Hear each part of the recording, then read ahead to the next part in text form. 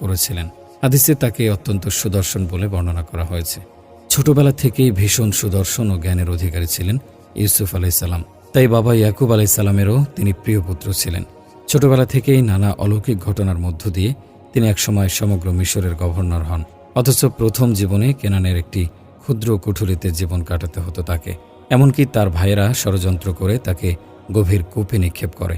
পরে সেখান থেকে তিনি কৃতদাস হিসেবে মিশরের বাজারে বিক্রি হন। পরবর্তীতে আবার জুলেখার কুটছালে জেলে বন্দী হন এবং শেষ জীবনে এসে মিশরের ক্ষমতাধর ব্যক্তি হিসেবে নিজেকে প্রতিষ্ঠিত করেন। স্বপ্নের ব্যাখ্যা প্রদানের ক্ষেত্রেও তার ছিল দুর্লভ ক্ষমতা, যা তাকে সে সময় প্রসিদ্ধ করে তোলে। তিনি নবী হিসেবে তৎকালীন সময়ে মূর্তি উপাসকদের পরাজিত করে তাদের মাঝে এক আল্লাহর একত্ববাদ প্রতিষ্ঠা করেছিলেন।